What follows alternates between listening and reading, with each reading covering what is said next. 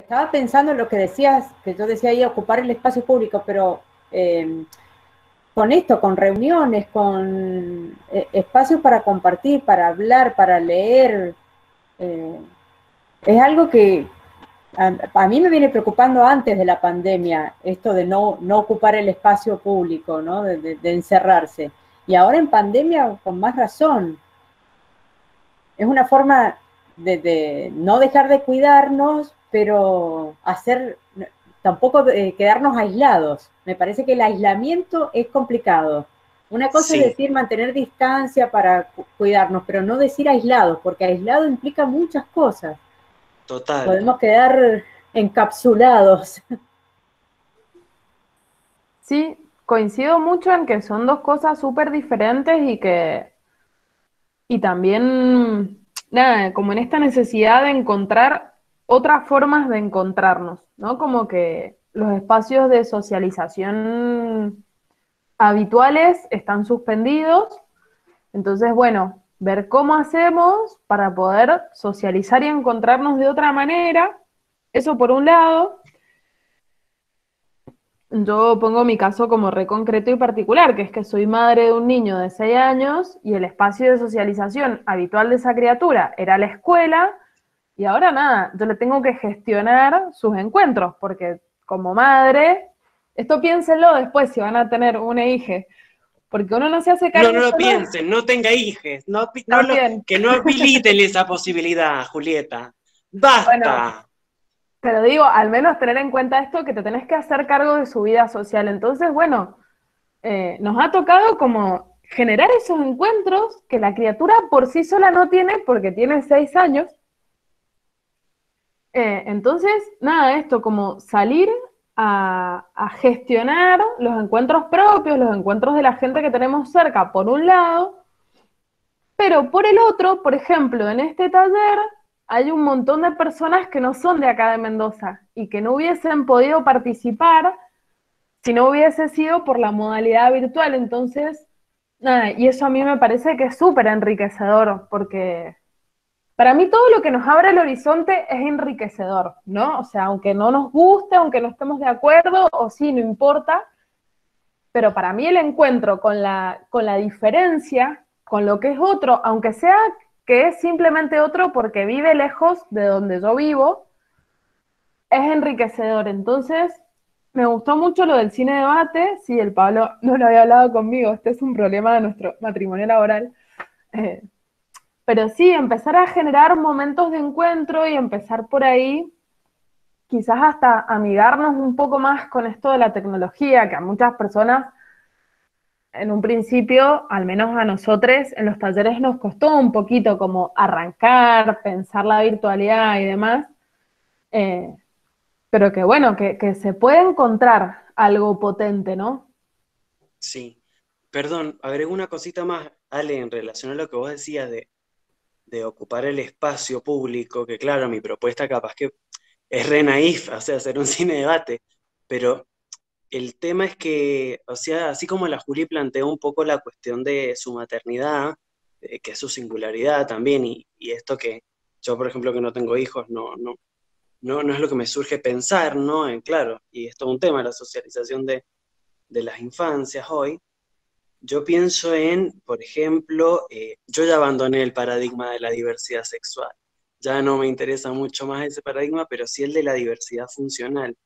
Y hay quienes la tenemos complicada con la pandemia, con nuestro historial, nuestro historial médico, con, con nuestra clínica. Entonces, justo estaba leyendo, me levanté para ver si lo encontraba, pero no lo encontré por acá, pero estaba leyendo un texto de Butler que se llama algo así como vulnerabilidad política en la calle, algo así.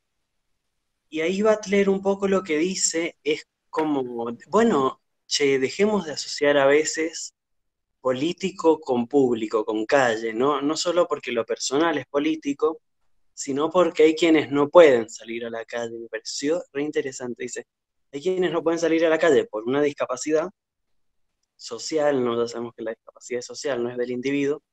Y hay quienes no, no pueden salir a la calle porque no hay calle. Entonces como, bueno, nada, ya voy a buscarles ese texto para decirle bien el nombre, pero sí, es como todo, pensar todas estas cuestiones. La calle en sí, el no abandonarla, esto que dice la Ale, y pensar, bueno, cómo nos podemos apropiar de esta virtualidad para no perder lazo social.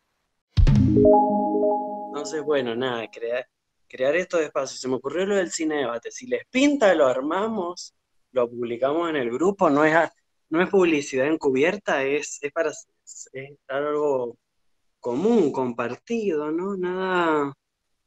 Nada atravesado por la lógica del mercado, no sé. Si les pinta, Pensaba podemos en, empezar. Ofrezcan, si tienen alguna peli, si quieren, o tema. Y el otro tema es que mucha gente, igual, no ustedes digo, pero la gente muchas veces se mete a las cosas como alumno, ¿vieron? Como, bueno, voy a escuchar. Entonces uno tiene que preparar algo, que no, la idea es hacerlo entre todos, disfrutarlo y que todos hablen, pero está mucho la lógica del alumno de, a ver, voy a ir a escuchar, bueno, nada, va a haber que aclararlo en el flyer del cine debate. Listo, no hablo más. Pensaba dos cosas en relación a esto que sale absolutamente por fuera del encuentro de hoy, pero no importa. Una es, ¿qué es o qué entendemos por calle quienes estamos cotidianamente cerca de personas bastante más jóvenes, como pensaba tanto como madre como docente, tienen otro vínculo con la tecnología? O sea, nosotros quizás por ahí nos es como más raro y qué sé yo, pero nada, la tecnología es un agenciamiento, es parte del cuerpo propio de los adolescentes y se vinculan desde ahí como por ahí con mucha más naturalidad que nosotros. Entonces, ¿qué es la calle? Porque digo, en ciertas instancias las redes sociales pueden ser la calle, habría que ver cómo, de qué manera, cómo lo constituimos, cómo lo producimos, no importa, pero como que me parece que sin explicitarlo del todo, pero somos parte de una generación, no sé si todo es, pero yo al menos sí me hago cargo, que tenemos como un cierto rechazo a la tecnología y a los encuentros virtuales como si eso no fuese la realidad, ¿no? Como esta idea de que, ay, pero lo que mostrás en las redes no sos vos. Yo creo que sí sos vos, además de todo lo demás que sos afuera de las redes, pero también sos lo que sos en las redes. Entonces, nada, me parece que está bueno pensar y como articular esto, ¿no? Como la calle también en las redes y ver cómo se constituye eso, cómo se forma, con qué se come, cómo lo armamos. Y lo otro que decía el Pablo, que es que como a veces participamos de encuentros como muy en la lógica del alumnado, que es también una lógica de consumo. Yo me siento a consumir y a que otra persona me dé lo que tiene que para dar, ¿no? Y por ahí tiro un poco la propuesta de, bueno, constituir espacios en los que participemos quizás como más activamente y no tan como recibiendo. Claro, la Ale dice ocupar diversos espacios electrónicos y no electrónicos, tal cual. Y me encanta porque Lali también dice, fuera de las redes también hay virtualidad.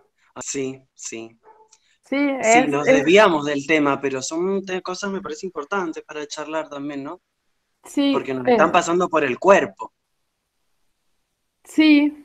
Y a esto quería decir como me parece re piola como poder pensar algunas cosas porque la apuesta a este espacio está bien, transmitimos saberes, leemos libros porque nos gustan un montón y después los contamos, pero la apuesta es a pensar. En ese sentido, si arrancando con la clase, les comentamos, a veces nos llegan preguntas o inquietudes, consultas por mail. No dejen de hacerlo porque son por ahí elementos, cuestiones, situaciones que a veces hasta se nos pasan, ¿no? O sea, quienes ejercen la docencia o han enseñado algo alguna vez, saben que todo lo que está en la cabeza y que queremos transmitir siempre tiene como mucho filtro, ¿no? Entonces, yo voy a abordar fundamentalmente dos preguntas que hicieron que tienen que ver con el mal, ¿no? Con el problema del mal. La primera dice, ¿cómo pensar desde Spinoza una forma de entender las acciones que involucran un daño hacia otro? Y la segunda dice, ¿cómo entender la persistencia en afectos tristes que van más allá de una elección voluntaria? ¿Cómo trascender esto que no podemos elegir voluntariamente? Ante esto aclaro una cosa, que es que Spinoza es un guacho, porque no hay otra manera de decirlo, hace toda una ética, ustedes la vieron, algunas personas las han leído, son como 300 páginas en las que él no toca el problema del mal, ¿no? En la ética, el problema del mal, así como tratado, trabajado, no aparece. Aparece muy poquitito en unas cartas, en su epistolario, que son unas cartas a Bleienberg, que creo que son poquitas, son 2 o 3 cartas, porque Spinoza no era como muy fan de discutir con todo el mundo, menos de discutir las cosas que aparecían en la ética. Y en un momento Bleienberg se pone como medio molesto y Spinoza le corta la cara, mal.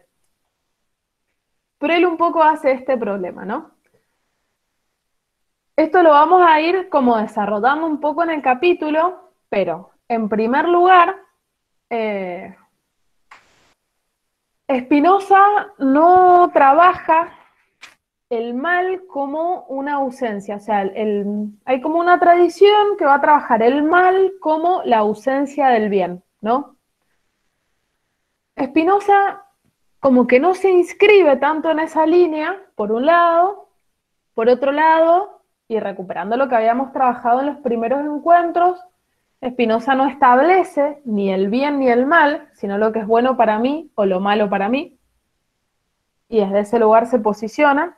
Entonces, ya el enfoque o el encare es otro, es lo bueno y lo malo, ¿no? Entonces, pero la pregunta persiste, ¿no? O sea, está bien, perfecto, desde una perspectiva de lo bueno y de lo malo, ¿qué pasa cuando alguien desea algo que es malo para otra persona, ¿no?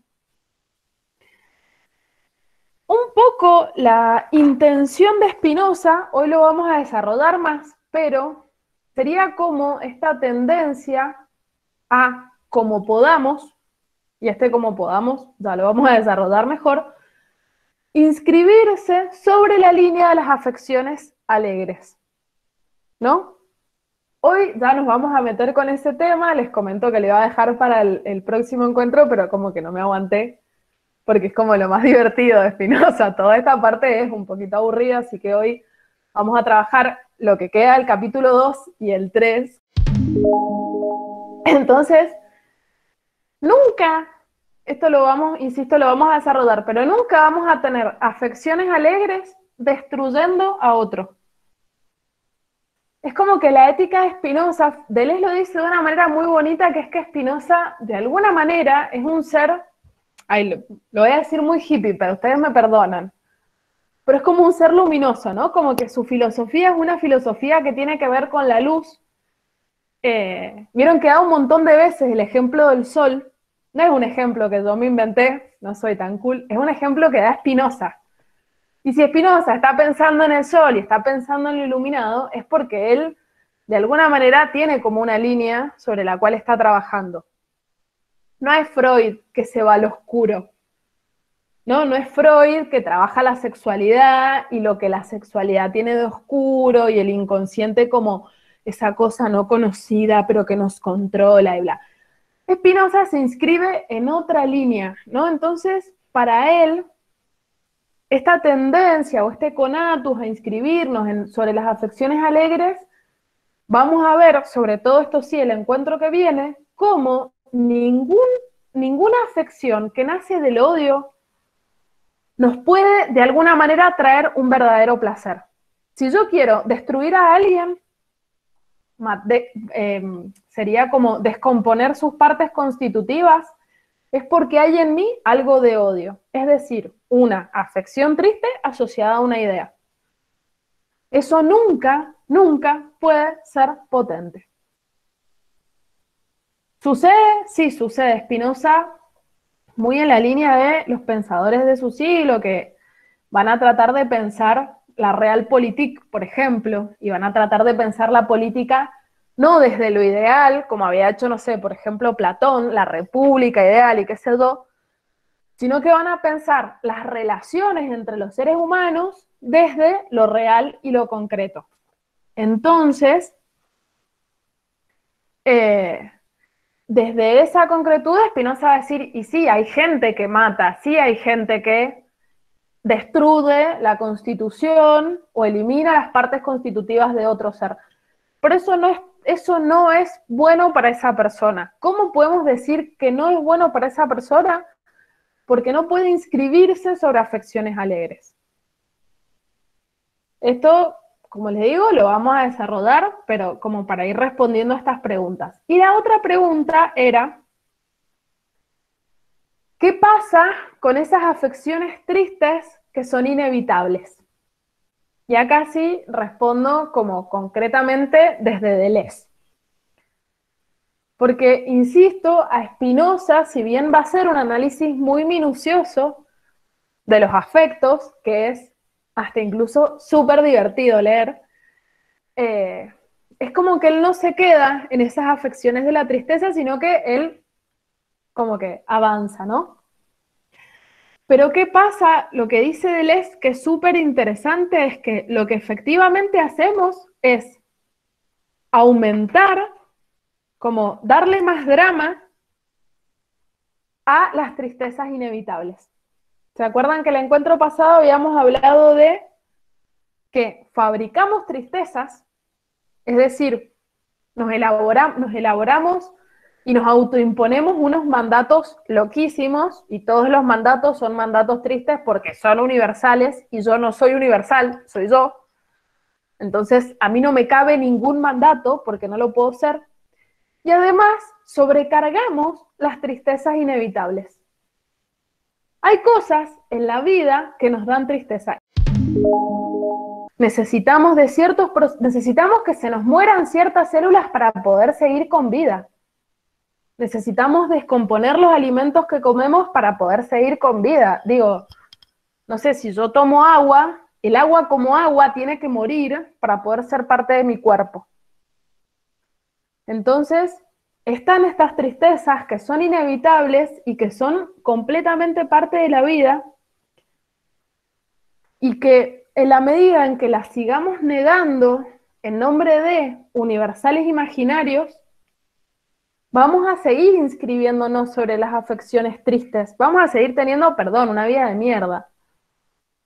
Porque es lo que es negar que el sufrimiento, el llanto, el dolor, los duelos, la tristeza son parte de la vida. Pero lo que dice Deleuze, siguiendo a Spinoza, y esto me parece súper interesante, es que las aumentamos. Yo creo que, ya corriéndome de Deleuze, tenemos como dos opciones en el mundo actual neoliberal. O negar absolutamente, no sé, estoy atravesando un duelo, una tristeza, una pandemia, hola, que nadie me preparó para pasar, ¿y qué hago? Consumo sustancias para adormecerme y no conectar con esa situación, o conecto con esa situación. Pero siempre sobre el riesgo, diría Deleuze, de hacer más drama del drama, ¿no? No lo dice exactamente así, pero lo que dice es, incrementamos las tristezas inevitables. Nos fabricamos tristezas todo el tiempo, y esto a mí me parece algo súper interesante para poder pensar y para poder llevarlo a la cotidianeidad, porque ¿cuánto de lo que hacemos nos genera tristeza? ¿Cuánto de lo que hacemos nos quita potencia? ¿Cuánto de lo que consumimos? Tanto de lo que ingerimos en nuestro cuerpo como las redes que consumimos. ¿Cuánta hegemonía consumimos en las redes? Y eso nos genera más que tristeza. Entonces, por ahí un poco la propuesta es aceptar las tristezas inevitables, pero no, o sea, no engrandecerlas, no negarlas de ninguna manera porque son justamente inevitables, pero no alimentarlas, no hacerlas crecer. Esa sería un Yo poco... creo que justamente es como negándolas que se las hace crecer. O sea, es como, hay dolores corporales, existen, ¿no? Pero el negar eso, el creer que la muerte, el dolor, el sufrimiento no son parte de la vida, eso es lo que aumenta más dolor al dolor, digamos. Algo así podría ser, ¿no, Juli?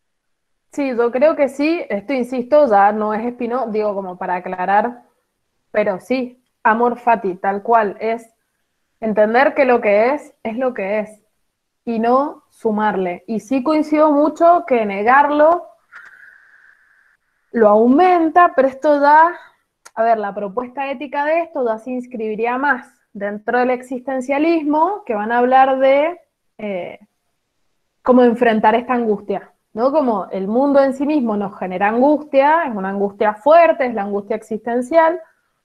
Todas las personas en algún momento la hemos sufrido y hay que atravesarla.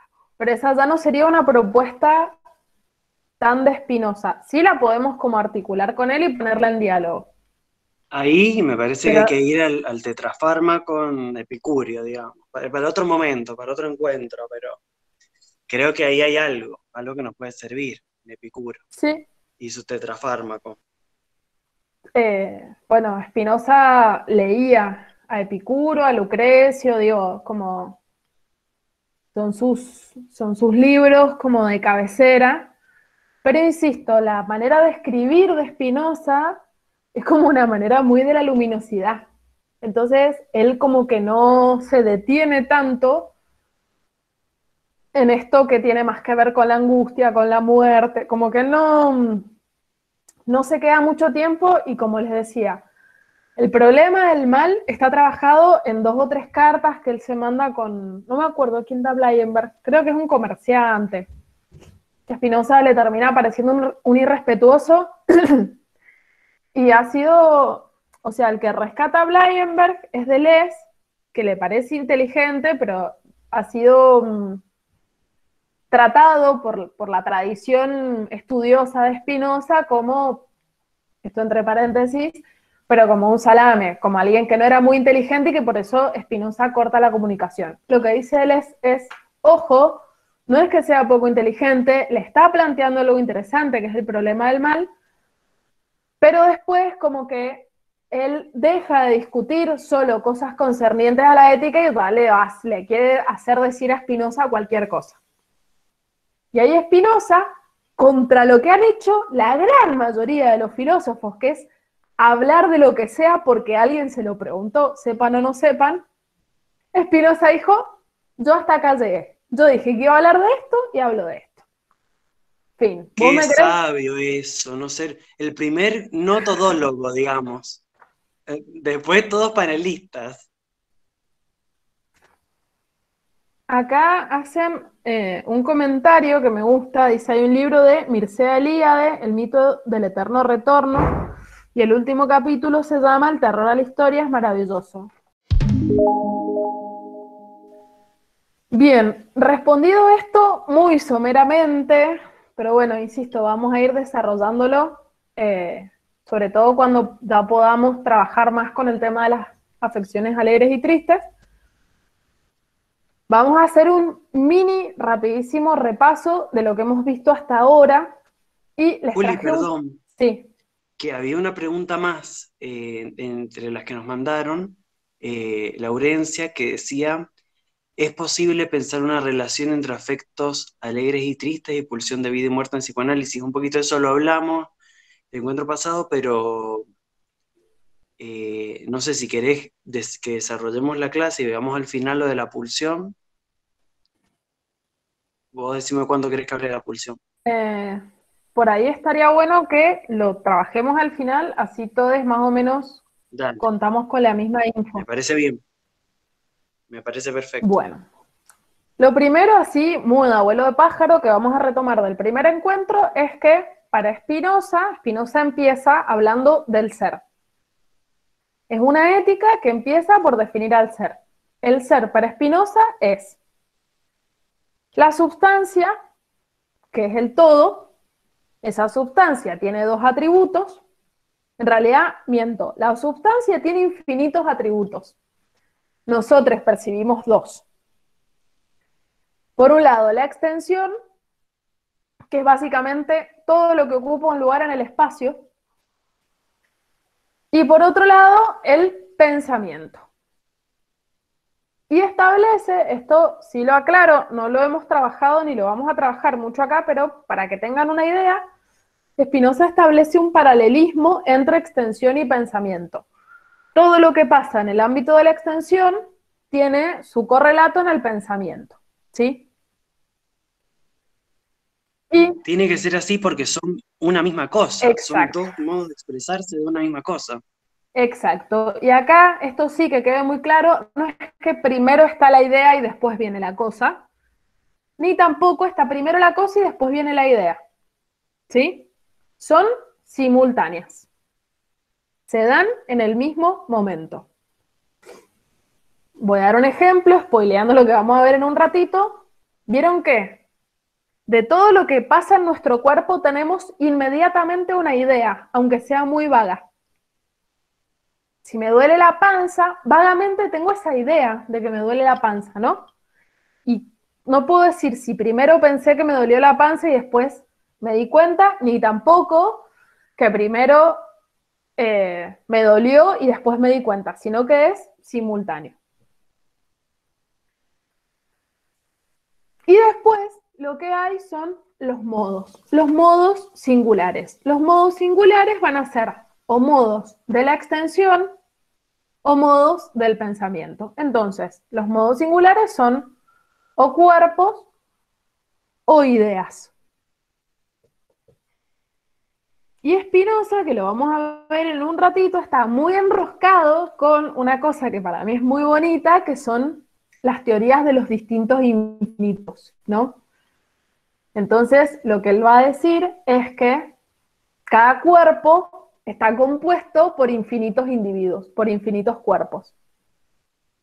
Pero esos infinitos cuerpos, los infinitos cuerpos que componen mi cuerpo, si yo los quiero considerar bajo la singularidad Juli, perfecto, conforman un solo cuerpo, pero yo los puedo como pensar también separadamente. Y como a cada uno de esos infinitos cuerpos le corresponde una idea, entonces mi alma está compuesta por infinitas ideas. Esas infinitas ideas se corresponden con los infinitos cuerpos que constituyen mi cuerpo, pero a la vez, si yo la considero como mi singularidad, es una sola alma. Esto, tranqui, que lo vamos a resolver, pero sí están como estos infinitos que después también le sirven mucho a Spinoza para pensar el concepto de multitud, por ejemplo. Infinitos individuos o muchos individuos constituyen un solo cuerpo. Entonces tenemos sustancia, atributos, modos, y lo que vimos el encuentro pasado fue fundamentalmente la teoría del conocimiento. Juli, ¿puedo hacer un comentario? Sí. Ahí Spinoza trabaja un tema en un momento que es como el objeto, ¿no? La idea del objeto, pero después está la idea de la idea, ¿no? Está como el cuerpo, el alma y la idea del alma, y se va como en esas progresiones infinitas. Me parece que ahí él entra como en un bucle y me hizo acordar mucho a un libro que lo tengo acá, se lo quiero mostrar, que es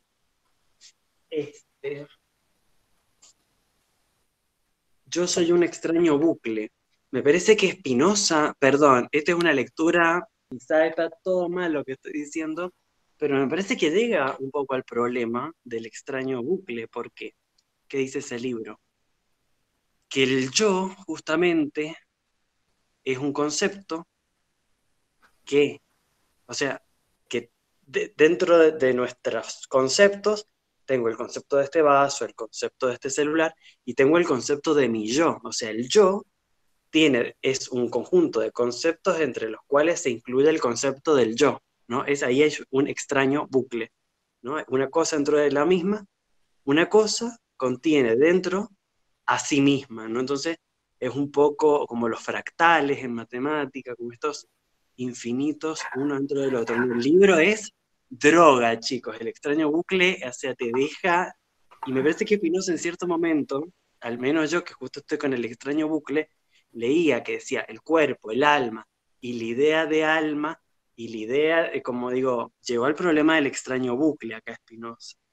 Nada, un Ahí comentario. aclaro, sí, pero ahí No sé si aclaro, está desatinando. no sé si es desatinado, pero sí es, para Spinoza está. Siempre que hay una idea, hay un correlato de la extensión.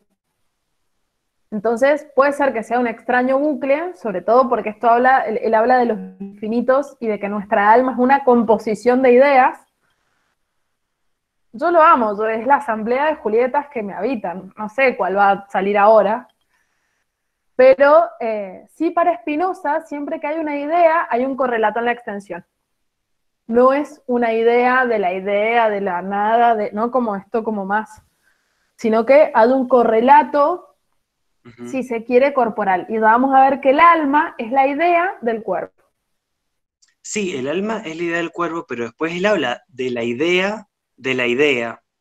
O sea, Es la conciencia, es que esa idea de la que él habla es la conciencia de sí, ¿sí? Es la bueno, idea del alma. el yo, es decir, el extraño bucle. Vamos. Puede ser, él no va a hablar de yo, lo más que hace Spinoza es sustituir alma por mente. Y eso ya es toda una revolución en el marco en el que él está escribiendo. Bien, les comparto entonces, ahora sí, no les voy a ver, así que sí, ahora todas las interrupciones tendrán que ser por voz. Por voz me refiero a hablar. Entonces, tenemos 3 géneros de conocimiento. Nosotros vimos solo la imaginación y la razón. La intuición la vamos a ver sobre el final, ¿sí? Que es donde él la trabaja. El primer género de conocimiento es la imaginación. La imaginación tiene 3 flechitas: trascendentales, universales y afecciones en el cuerpo. Un poco lo debería haber hecho al revés, si se quiere, porque el género de conocimiento de la imaginación tiene que ver con esas afecciones singulares no razonadas, ¿no? Entonces, si yo una vez tuve una experiencia concreta con un niño, supongamos, de ahí genero un universal no razonado, sería de que todos los niños son de una determinada manera, ¿no? O sea, no, a partir de la experiencia concreta y singular, ya lo veremos mejor, pero sin conocimiento de su causa adecuada, yo genero un universal. Tengo una experiencia con un perro y a partir de ese perro genero en mi cabeza, porque básicamente no puedo tener en mi cabeza todos los perros singulares que he visto y veré en mi vida. Entonces lo que hago es englobarlos a todos bajo un concepto, el concepto de perro.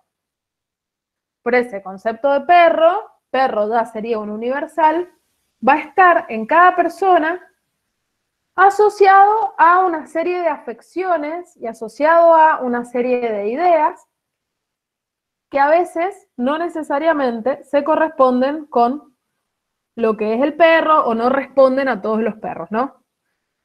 Serían Juli, estos sí.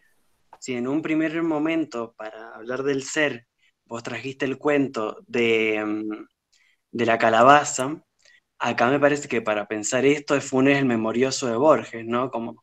Tal cual, sí.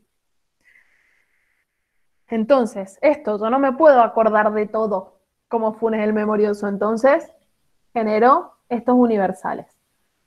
Y los trascendentales, que Spinoza con mucho respeto un poco dice que no dicen nada, que son estas palabras como ente, cosa, algo, que en el fondo no dicen nada concreto, no es algo a lo que yo me pueda como referir. Ese primer género de conocimiento entonces es la imaginación, ¿sí? Y la imaginación está constituida por ideas, en su mayoría, inadecuadas. ¿Por qué inadecuadas? Porque las ideas o el conocimiento a través de la imaginación es inadecuado, básicamente porque es incompleto. Para Spinoza, lo falso o lo erróneo va a tener que ver con la incompletud. ¿sí? Entonces, yo, por ejemplo, como no puedo conocer a todos los perros del mundo para formarme una idea adecuada del concepto perro, y voy a tener una idea parcial, una idea inadecuada, ¿sí? Que esto un poco lo que veíamos es cuánto nos movemos por estos universales no razonados. Este universal también es tal persona es mala, o tal lugar es horrible, o tal lugar es hermoso, o tal persona es buena, ¿no? Como adscribirle algo universalmente a un sujeto sin que yo pueda conocer completamente a ese sujeto. El sujeto puede ser tal persona o el sujeto pueden ser todos los perros, ¿sí?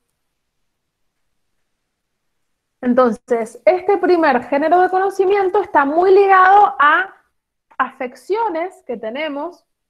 Acá retomo un poquito lo que habíamos visto, que es esta idea de que todos los cuerpos, todo el tiempo, estamos como abiertos a cierta exterioridad.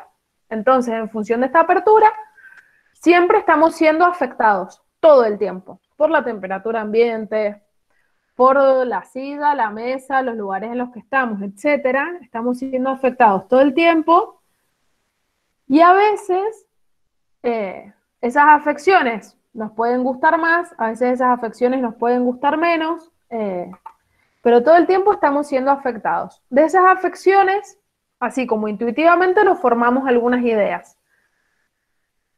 Intuitivamente no sería la palabra correcta, pero digo, como rápidamente, ¿no?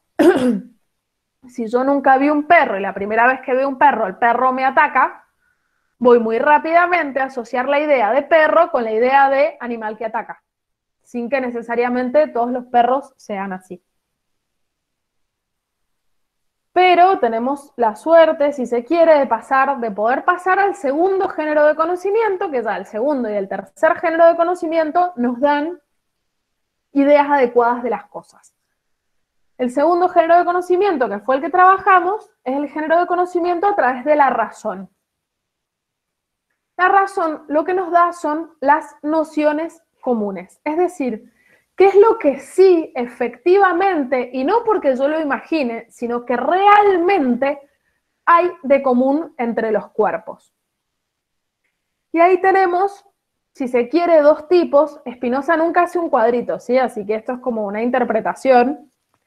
Podría haber hecho un cuadrito tan matemático que era, nos hubiese facilitado un montón en vez de escribir todo esto en los escolios y en los comentarios, como en el texto por fuera, pero no importa, lo queremos igual. Las nociones comunes son de dos tipos, universales y, a ver, ¿qué es lo que les puse? Entre dos cuerpos o entre dos o más cuerpos, uno de los cuales puede ser el mío. Es decir, las nociones comunes universales son lo que efectivamente, realmente podemos estar de acuerdo en que tienen en común todos los cuerpos. ¿Qué verdades tenemos ahí? Las matemáticas, la geometría. Yo sí puedo afirmar, aunque no conozca todos los cuerpos, que o están en movimiento o están en reposo. Puedo afirmar que las leyes de la física se aplican a todos los cuerpos, que la ley de gravedad existe, entonces que todos los cuerpos van a tender hacia el centro de gravedad de la Tierra, etc. Tengo esas nociones comunes universales, pero si bien existen y están, no son las que más nos interesan. Las que más nos interesan son las nociones comunes en las que mi cuerpo está implicado. Y ahí las nociones comunes son los encuentros entre otro cuerpo y el mío. O entre otros cuerpos y el mío, y ver ahí qué es lo que hay de común. Por ejemplo, en este momento ya le vamos a agregar el tema de las afecciones, que es lo que le pone como un poco de pimienta al asunto de los encuentros. Pero en este momento estamos generando una noción común en este encuentro. Ustedes después dirán si les genera afecciones tristes o alegres, o de las dos y cuál predomina. Pero las nociones comunes son los encuentros, ¿no? Entonces, yo, por ejemplo, sé, a mí me gusta el sol, entonces yo sé que si salgo al sol, el sol me va a generar a mí afecciones alegres. Y va a incrementar mi potencia de orar porque, no sé, me pone de buen humor. Ahí yo no sé tanto del sol ni de mí misma, sino que lo que estoy aprendiendo es del encuentro. Lo que suma es el encuentro. Spinoza tiene una palabra muy bonita para esto que es ocursus. Ocursus significa encuentro. Deleuze lo va a traducir en agenciamiento. Dicho y llevado a un ejemplo 10 millones de veces más concreto, mis anteojos y yo somos un agenciamiento hermoso, porque yo si me lo saco no veo nada. Entonces, cada vez que mi cuerpo se encuentra con el cuerpo de mis anteojos, yo veo mejor. Entonces, ahí tengo un encuentro o un agenciamiento potente. Entre mis anteojos y yo hay una noción común. ¿Son buenos los anteojos? ¿Soy buena yo? No lo sé. Pero sí sé que es bueno el encuentro. ¿Se entiende esto hasta aquí? Bueno, es un momento para dudas, preguntas, consultas, inquietudes, y si no, pasamos al encuentro de hoy. Sí, Juli, un comentario. Cuando releía para hoy, de nuevo los capítulos 2 y 3, la cuestión de la imaginación no pude dejar de pensarla también en relación a la palabra imagen, ¿no? ¿Y qué son las publicidades? Porque Deleuze, que retoma mucho Spinoza, si alguien odiaba a Deleuze, eran los publicistas y al marketing. En el libro ¿Qué es la filosofía? Lo dice al principio. La filosofía es el arte de crear conceptos, y estos vienen ahora a decir que son los que crean conceptos, ¿no? Los publicistas los odiaban, me encanta. Y cómo, asociando imaginación a imágenes, nos han vendido imágenes, o sea, es mediante las imágenes que nos han engañado. O sea, la imagen engaña siempre igual. En Lacan también la imagen engaña. La imagen del otro como completo. Pero cómo la publicidad ha servido para... se ha servido de esta imaginación para mostrarnos algo absolutamente parcial como total, como trascendente, como universal, y así es como se han encargado de aumentar nuestras pasiones tristes, vendiéndonos lo que no necesitábamos. Ese era el comentario. Genial, porque esto engancha directamente este primer modo de conocimiento, que es un modo de conocimiento incorrecto, que nos va a dar lo incompleto, con las afecciones tristes, que son las que, según Spinoza, necesita todo régimen tiránico. Todos los regímenes políticos tiránicos necesitan sujetos tristes, o mejor dicho, entristecidos. No hay régimen político libre y pleno posible con sujetos tristes. Digo, no sé si a ustedes les ha pasado, y acá haciendo un paréntesis, pero ¿no se han preguntado? Yo me lo he preguntado como mucho y muy como íntimamente, ¿no? En términos teóricos. ¿Qué relación hay entre capitalismo y tristeza?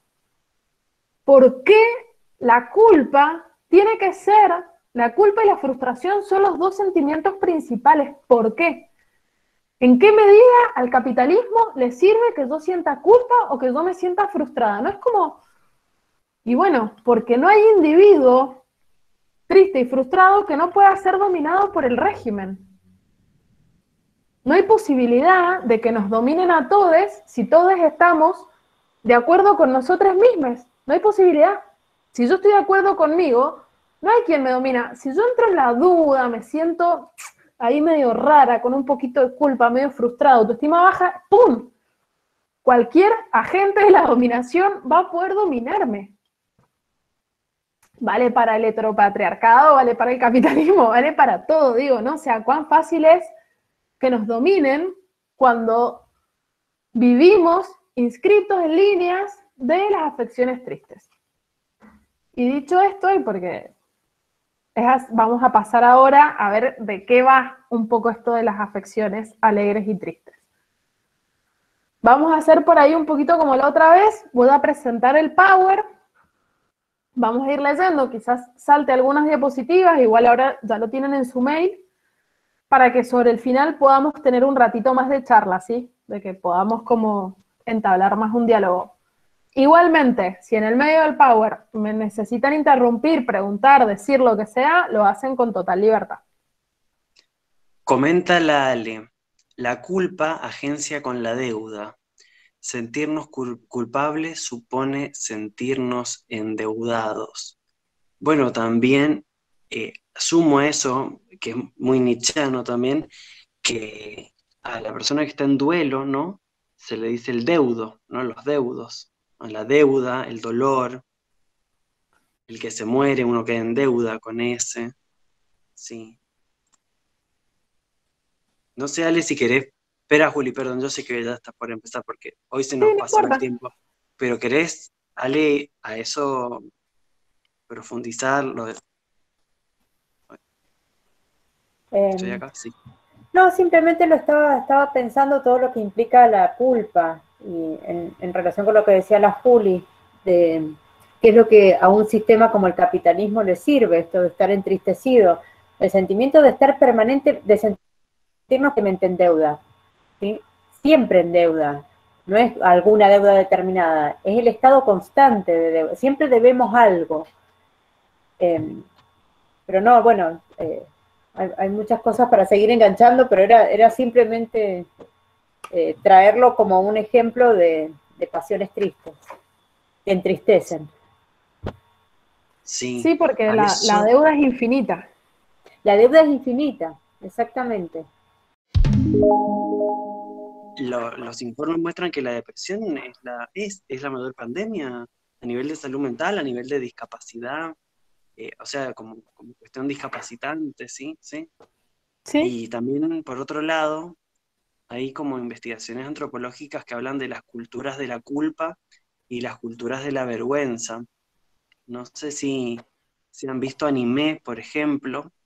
En los animes, más que culpa, muchas veces se sonrojan los personajes, son como más del orden de la vergüenza, y o sea, Oriente tiene toda una cultura más de la vergüenza, y Occidente es una cultura, bueno, judeocristiana, y por ende de la culpa, ¿no? Mi culpa por mi culpa. Ahí hay otra tal cosa. cual. Sí, tal cual. Bueno, como empezando a desarmar y recuperando esta idea de que el cuerpo propio es un cuerpo que en realidad es construido, producido históricamente, bueno, las afecciones que habitualmente sentimos, las cosas que sentimos, también son producidas históricamente. Nuestra manera de amar, nuestra manera de vincularnos, nuestra manera de sentirnos con nosotros mismos, son maneras que se han producido en un determinado momento histórico y que son funcionales a este momento. Eso me parece que es interesante no perder de vista, no tanto, a veces me parece a mí, ¿no? Como que nos es más fácil decirlo y tenerlo en cuenta como más para el afuera o para un ámbito académico, para pensar, pero a veces nos cuesta tener en cuenta que eso es lo que nos pasa todos los días, que la culpa que nos pasa todos los días, porque ¿quién no siente un poquito de culpa al menos una vez al día? Es una manera, es un sentimiento producido históricamente y que le sirve a alguien, digo que es funcional a algo. Juli, leo los comentarios porque están buenísimos lo que están poniendo por acá. Dice Lucas, claro, porque si no podemos cumplir ningún mandato, quedamos en deuda. Y después Gabriela mandó un link de un video que dice que es un video de Chile, donde sí, no lo abrí, pero supongo que unos grafitis que aparecieron, no era depresión, era Era capitalismo. capitalismo, tal cual. Bueno, la posibilidad de inscribirse en un movimiento colectivo histórico, mierda que nos sana, mucho más que el Prozac y el clonazepam.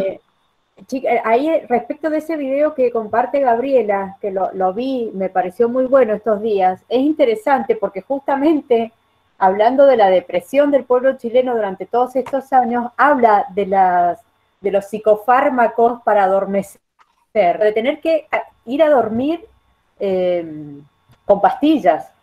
Entre todas las cuestiones que plantea el video, que tiene que ver con las cuestiones sociales, políticas, con, bueno, con la política neoliberal feroz en Chile, pero también va a esos pequeños detalles de la vida cotidiana, así que está sumamente interesante y acorde con lo que estamos charlando.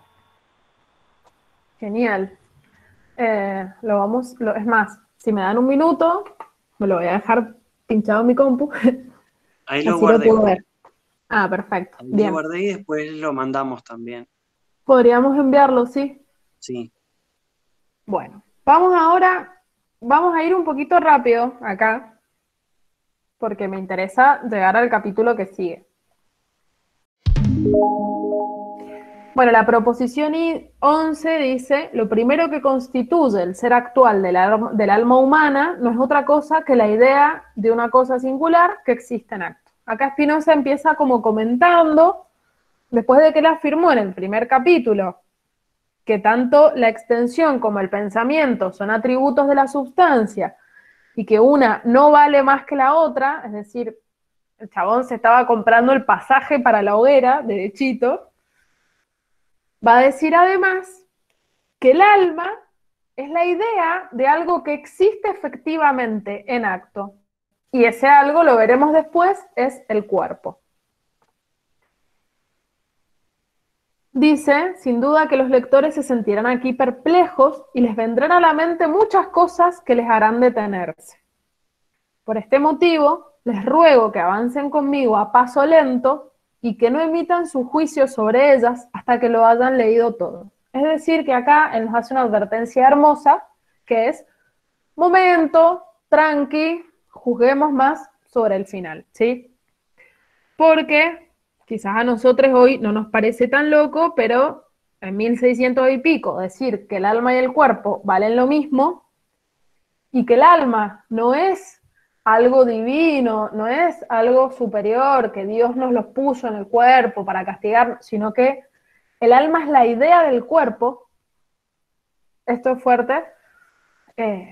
Nada, había que decirlo despacito, ¿no? Entonces, en la proposición 13 va a decir, esto que les decía, el objeto de la idea que constituye el alma humana es el cuerpo. Y en la 12 dice algo que me parece muy bonito para pensar, que es todo cuanto sucede en el objeto de la idea que constituye el alma humana, entre paréntesis, ahora sabemos que es el cuerpo, debe ser percibido por el alma humana.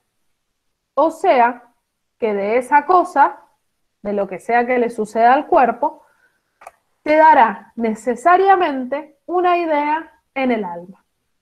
Y así, si el objeto de la idea que constituye el alma humana es un cuerpo, no podrá suceder nada en ese cuerpo que no sea percibido por el alma. Acá me remonto a los géneros de conocimiento, porque digo, lo que Spinoza dice es algo que me parece que podemos constatar, que es que todo lo que pasa en el cuerpo es percibido por el alma. Pero ¿cuántas veces, en función de estos universales, es decir, en función de un conocimiento que proviene de la imaginación, anulamos lo que nos está diciendo el cuerpo? Pero en el fondo, el cuerpo sabe, el cuerpo nos dice estas cosas. Esto a mí da como principio epistemológico, porque es un capítulo bastante, no epistemológico, pero sí gnosiológico y político, me parece como interesante. Bueno, y en los postulados dice esto de que, lo voy como a resumir, pero de que cada cuerpo está compuesto por muchísimos individuos, que a la vez, imaginemos que si un solo cuerpo simple puede ser afectado de muchas maneras, nuestro cuerpo, que está compuesto de individuos, o sea que es un compuesto de una multiplicidad, puede ser afectado aún de más maneras, ¿no? Y a la vez, todas esas afecciones que sucedan en este cuerpo múltiple van a ser percibidas por el alma. Y en el postulado 4 dice que el cuerpo necesita para conservarse otros cuerpos, muchísimos otros cuerpos con los cuales se regenera, ¿no? Entonces, se rompe un poco esta idea del cuerpo como un individuo único, como un átomo, sino que somos un compuesto, una multiplicidad, una complejidad. Y dice que el alma es apta para percibir más cosas cuanto más pueda percibir el cuerpo, ¿no? O sea que ampliar los límites de la percepción de lo corporal va a ampliar las ideas y la capacidad que tenga nuestra alma para pensar. Y ahora pasamos a lo que nos interesa, que es la parte de los afectos, que es el capítulo 3. Este capítulo en particular les recomiendo mucho la lectura, es muy bonito. Y ahora me lo voy a ir poniendo para ir recomendándoles porque tiene unos escolios que son una joyita. Bien, dice, el prólogo es bastante más largo, yo saqué algunos fragmentos. Dice, la mayor parte de los que han escrito sobre los afectos y la norma de vida de las personas no parecen tratar sobre cosas naturales que siguen las leyes comunes de la naturaleza, sino sobre cosas que están fuera de la naturaleza. Más aún, parecen concebir al ser humano en la naturaleza como un imperio dentro de otro imperio, puesto que creen que el ser humano, más que seguir el orden de la naturaleza, lo perturba, y que tiene un poder absoluto sobre sus acciones, y solo por sí mismo, y no por otra cosa, es determinado. Es decir, creen que los seres humanos, cuando obramos según lo que sería más natural en nosotros, que son los afectos, estamos haciendo cosas contra natura, ¿no? Estamos siguiendo vicios de la naturaleza o como si nos rigiéramos por otro tipo de leyes, ¿no? Y que a la vez tenemos esta fantasía de que solo por orden del alma podemos dominar todo lo que sucede en el cuerpo. Sigo. Sí, La y es causa... una forma, Sí, perdón, es una forma, Juli, también de Spinoza de desarticular esta separación naturaleza-cultura, tal que cual. es separación que es cultural, vamos, que digamos, la separación naturaleza-cultura es efecto de una cultura que es la occidental, que él como está también en el 1600, bueno, está, digamos, en el inicio de ese proceso de modernidad, capitalismo, occidentalización, entonces, bueno, puede participar de otras ideas no del todo modernas, es como una bisagra en parte también, ¿no? Pero Sí, me tal parece que cual. sirve para eso, para desarticular ese binomio del cual no podemos fugar muchas veces. No, porque no hemos, o sea, un poco nos entrampa ese binomio, ¿no? Es como que no nos Como todo genera binomio. herramientas para poder salir. Sigo, la causa de la impotencia e inconstancia la atribuyen además no al poder común de la naturaleza, sino a no sé qué vicio de la naturaleza humana, a lo que por eso mismo lloran, ridiculizan y desprecian, o como es más frecuente detestan.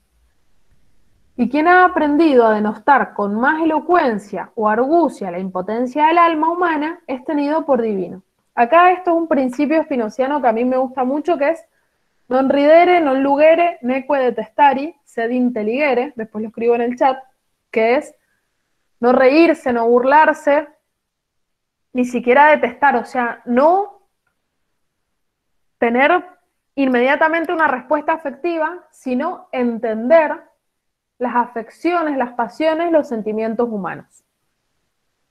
Y él dice algo que es muy cierto, él acá se está también como ganando un montón de enemigos, que es que quienes han aprendido a denostar la impotencia del alma son tenidos por divinos. Un poco el discurso de que el que dice, ay, qué mal que estamos, ay, pero es que se han perdido todos los valores.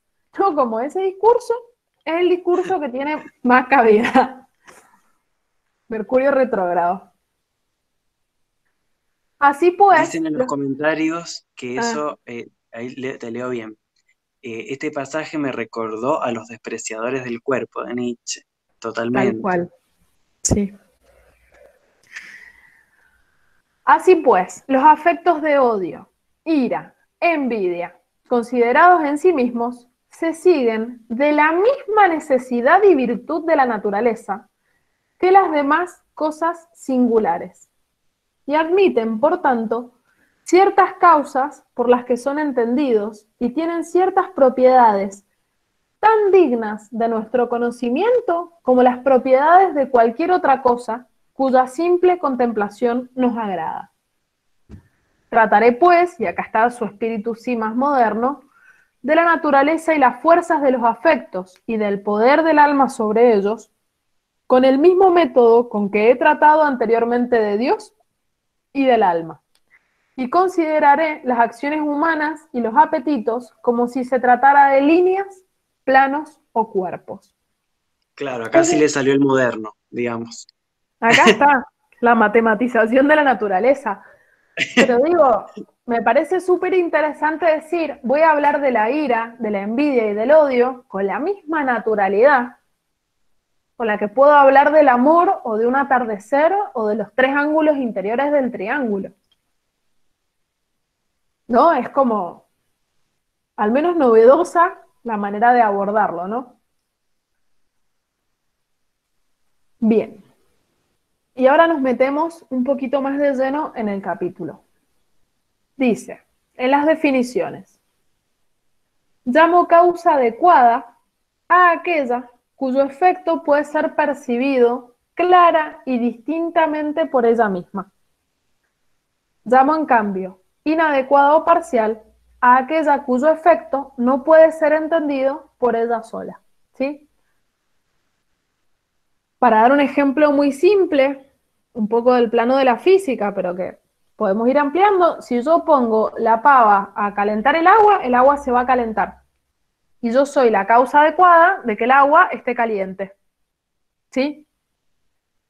Ahora, si viene de repente una persona con la que tengo un vínculo habitual y está enojada conmigo y yo no sé qué hice, si hice algo, sino ahí yo no me puedo autocomprender como causa adecuada porque no sé qué fue lo que pasó, ¿sí? Esto, por ahí no hay que enroscarse tanto, es como bastante simple. Después dice, digo que nosotros actuamos cuando en nosotros o fuera de nosotros se produce algo de lo que somos causa adecuada. Esto es, cuando de nuestra naturaleza se sigue algo en nosotros o fuera de nosotros que puede ser entendido clara y distintamente por ella sola. Y al contrario, padecemos cuando se produce algo dentro o fuera de nuestra naturaleza de lo que no somos causa, sino parcial. Es decir, yo soy causa adecuada de que el agua se caliente si yo sé que fui y puse la pava en la hornalla. O soy causa adecuada de haber calmado mi sed cuando yo fui y me tomé un vaso de agua. Ahora, de otras cosas que suceden, puede ser que yo sea causa parcial, de que la persona que se enojó conmigo tenía un poco de razón, pero también justo tuvo un mal día, entonces no queda tan claro. Cuando no queda claro es que yo soy causa parcial o inadecuada. Tercero, dice, por afecto entiendo las afecciones del cuerpo con las que se aumenta, disminuye, ayuda o estorba la potencia de actuar del mismo cuerpo y al mismo tiempo las ideas de estas afecciones. Es decir que todo lo que va pasando en nuestro cuerpo aumenta o disminuye nuestra potencia de obrar.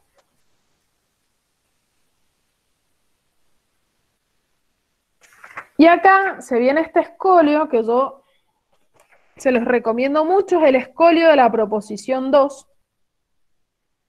Puse solamente esta frase que es nadie sabe cuánto puede un cuerpo antes de la experiencia, porque si no tenía que poner el escolio entero, que se los dejo para quienes quieran leer como tareita de lectura. El escolio de la proposición 2, que es muy bello, que un poco lo que él dice es falsa esta idea de que el alma domina el cuerpo, porque el alma misma no sabe cuánto puede el cuerpo antes de la experiencia, antes de probar, si se quiere, ¿no? Y da como algunos ejemplos de los borrachos, de los niños, incluso de las personas charlatanas, si se quiere, que a veces nuestro cuerpo hace cosas que o nuestra alma no las quería hacer, o de las cuales nuestra alma se asombra, ¿no? ¿A quién no le ha pasado que hablando terminó diciendo lo que no tenía que decir, o en un estado de algún tipo de estupefaciente, hacer cosas de las cuales después nos sorprendemos? Entonces, no es que el alma domina el cuerpo y el cuerpo hace todo lo que quiere el alma, sino que el cuerpo puede un montón de cosas de las cuales el alma propia se admira. Y esto es un poco lo que habíamos visto, de que la filosofía spinoziana es una invitación a experimentar, a probar, a ver, a tener la experiencia para poder conocer cuánto puede el cuerpo, porque cuanto yo más conozca cuánto puede mi cuerpo, más conocimiento de nociones comunes voy a poder tener y por lo tanto voy a poder ser cada vez más causa adecuada de las cosas que me suceden. ¿Se entiende la conexión? Yo tengo un cuerpo que no sé cuánto puede antes de la experiencia. Yo hago la experiencia, conozco cuánto y qué puede mi cuerpo y en qué circunstancias. Por lo tanto, como conozco mi cuerpo, conozco una buena parte de lo que sucede en las nociones comunes. Y entonces puedo generar encuentros con los que mi cuerpo tenga algo en común con otro, ¿no? Si yo nunca salgo al patio a la siesta, por decir una boludez, nunca voy a saber cuánto puede mi cuerpo en relación al solcito de la siesta. En cambio, si yo tengo la experiencia, ya puedo saber que me gusta o que me disgusta. Y entonces, si me gusta, potenciar esos encuentros, y si me disgusta, evitarlos. Pienso, Juli, que dos cosas a partir de esto que traes. Por un lado, hilando, vinculando a lo que veníamos hablando recién de los imperativos son causa inadecuada muchas veces. Exacto. O sea, actuamos porque una instancia externa, ajena, nos invitó a hacer eso, digamos, y lo desconocemos. Y nos creemos libres desconociendo el imperativo. Eso por un lado. Claro.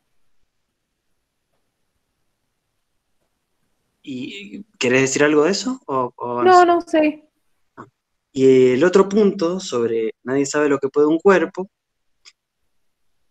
que es que lo que iba a decir es que después de Spinoza, digamos, Spinoza no lo vio, pero lo que vino, digamos, del siglo XVII, desde del 1600, donde vivía Spinoza, a nuestra realidad fue básicamente el capitalismo industrial, que lo que hizo un poco, ¿no? Fue, como dice Foucault, producir los cuerpos dóciles, o sea, asignarles a los cuerpos un modo de funcionar, un modo de moverse, un modo de estar en espacios de encierro, aumentando las fuerzas productivas, etc.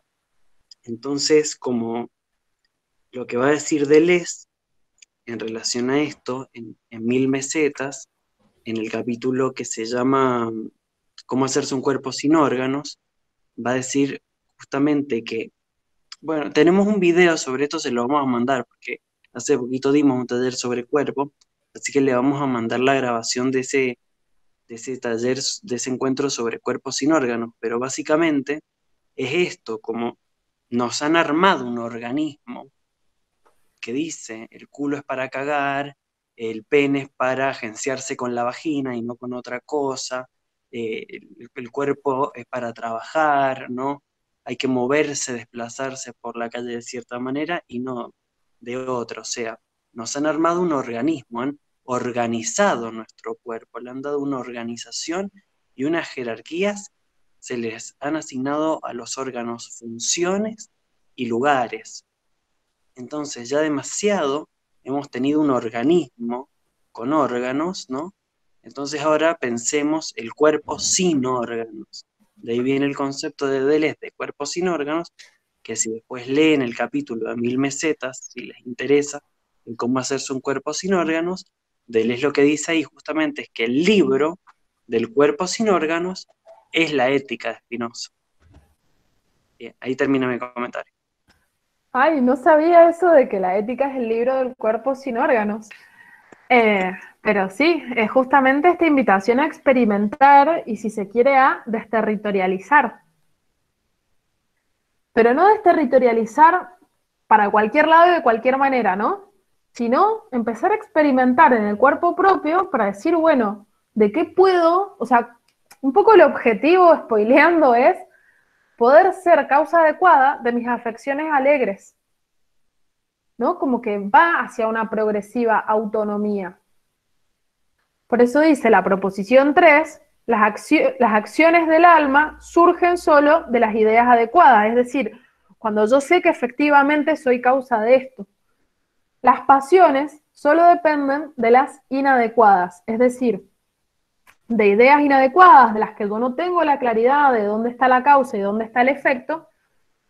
Y de alguna manera, si volvemos al conocimiento por la imaginación, que son cosas que me suceden. Es como que si yo saliese a la calle y todo lo que sucede me sucede sin que yo pueda tener como mucho control, ¿no? El ruido, el tráfico, el sol o la lluvia o lo que sea, me suceden y ahí yo puedo dar a decir me gusta o no me gusta, pero no puedo producir o evitar ese encuentro.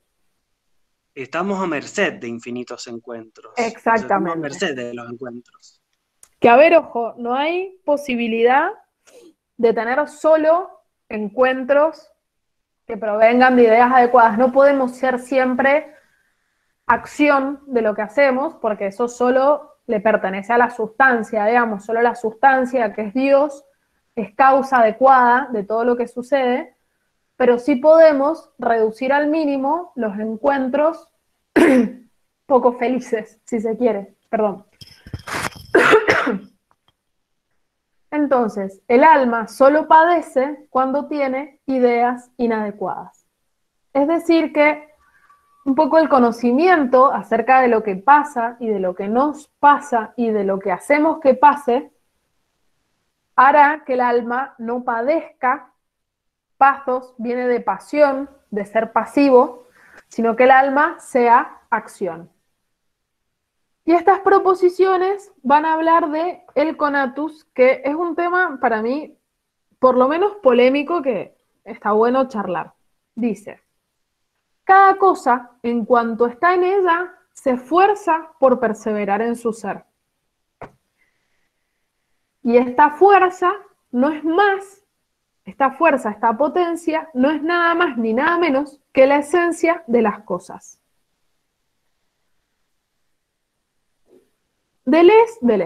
Spinoza, me quedé prendida con Deleuze. Spinoza lo que va a plantear es esta inmanencia, es decir, que no hay una cadena infinita para llegar a Dios, sino que Dios es causa inmanente de todo, ¿no?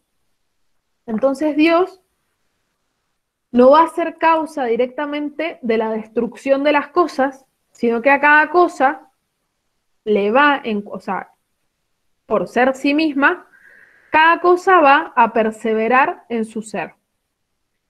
Y en todo caso, Spinoza, así como no trabaja el problema del mal, tampoco trabaja tan profundamente las cuestiones asociadas a la muerte, pero un poco esa muerte, la descomposición de las relaciones constitutivas de una cosa, que sería la muerte, de alguna manera es externa, no viene de la esencia de esa cosa, sino que el deseo o la situación misma de la muerte, de alguna manera es como externa.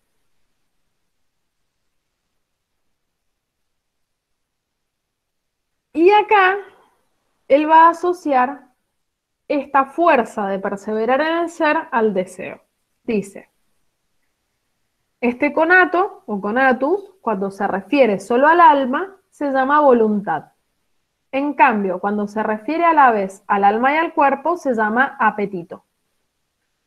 El apetito, no es otra cosa que la misma esencia del ser humano, de cuya naturaleza se sigue necesariamente aquello que contribuye a su conservación y que el ser humano está, por tanto, determinado a realizar. Por lo demás, entre apetito y deseo no hay diferencia alguna, excepto que el deseo suele atribuirse a las personas en cuanto que son conscientes de su apetito, y por tanto puede definirse así. El deseo es el apetito con la conciencia del mismo. Es decir, que para Spinoza lo que nos define es nuestra potencia, y nuestra potencia es, por un lado, esta tendencia a perseverar en nuestro ser, que a ver, acá abro un paréntesis, perseverar en el ser no significa, ya lo habíamos charlado un poquito, seguir sosteniendo una mera existencia. El ser no es igual a la vida biológica o de ningún tipo, sino que esta potencia, perseverar en el ser, tiene que ver con el deseo. El deseo es lo que somos. El deseo, no tanto como deseo de posibilidades, sino el deseo como una potencia que está siempre en acto. ¿Se entiende esto?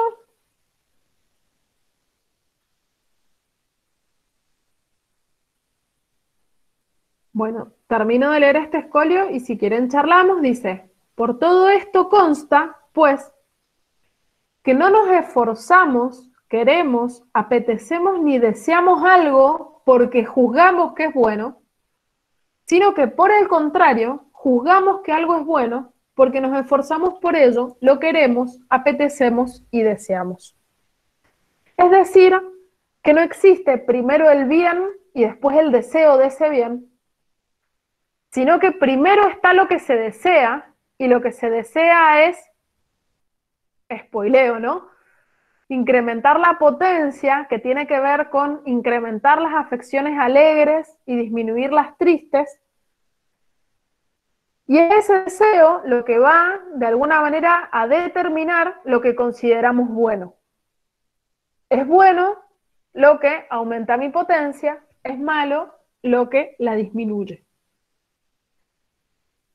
La proposición 11 dice: la idea de todo aquello que aumenta o disminuye, ayuda o reprime la potencia de actuar de nuestro cuerpo, aumenta o disminuye, ayuda o reprime la potencia de pensar de nuestra alma. Es decir, que todo lo que aumenta las potencias del cuerpo, aumenta, porque es lo mismo, las potencias del alma.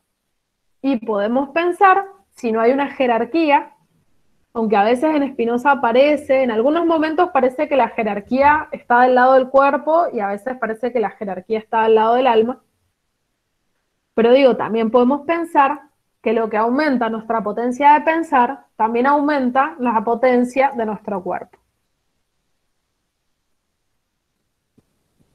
Y dice en el escolio, vemos pues que el alma puede sufrir grandes cambios y pasar ora a una mayor, ora a una menor perfección.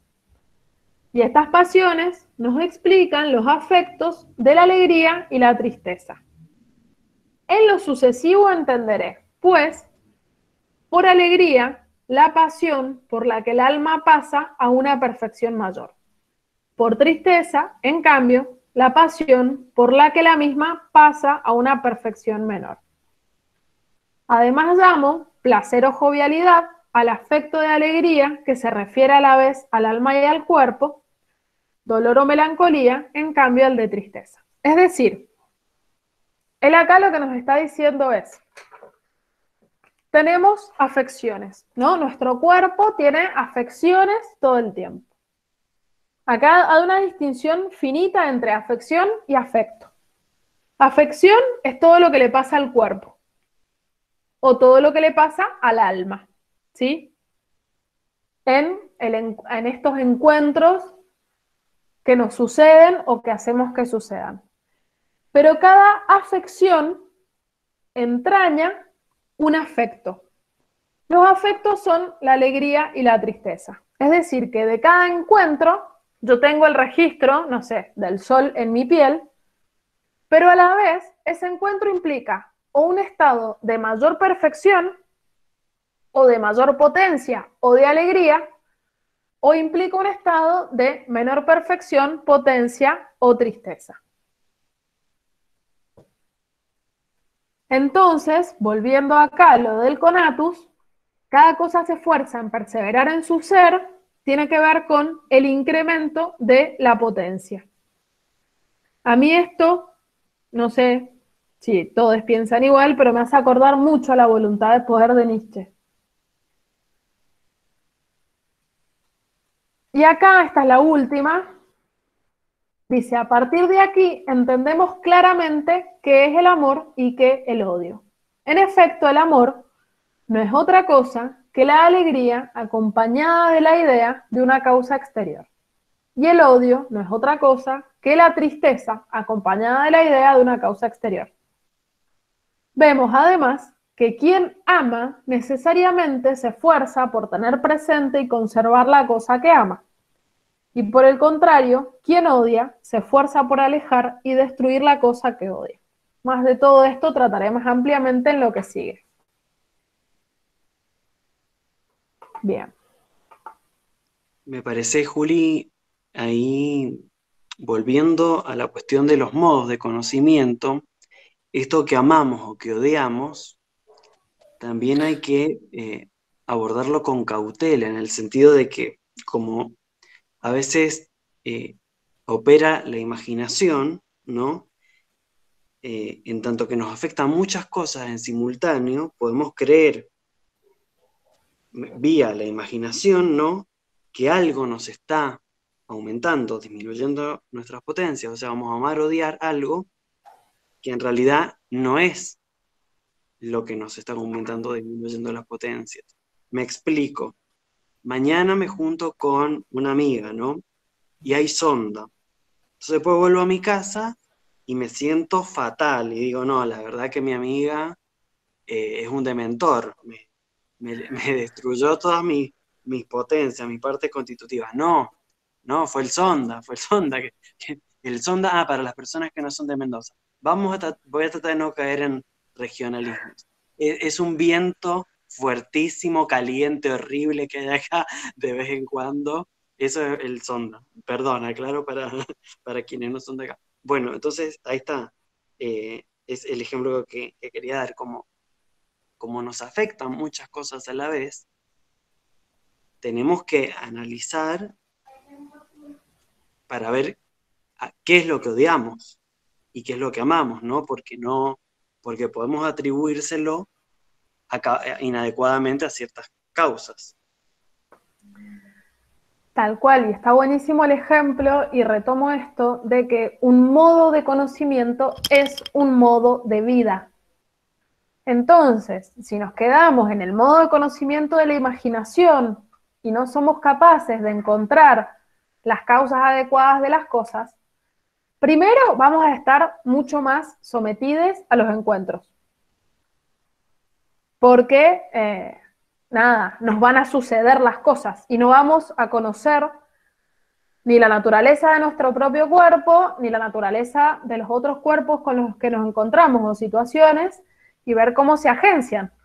Por ejemplo, si hay una persona que a mí me chupa la energía y yo no me doy cuenta, y cada vez que me junto con esa persona vengo con la energía chupada, digo, bueno, tendré que hacer un autoconocimiento y decir, ¿qué afectos me genera? ¿Me genera esta persona afectos de alegría o de tristeza?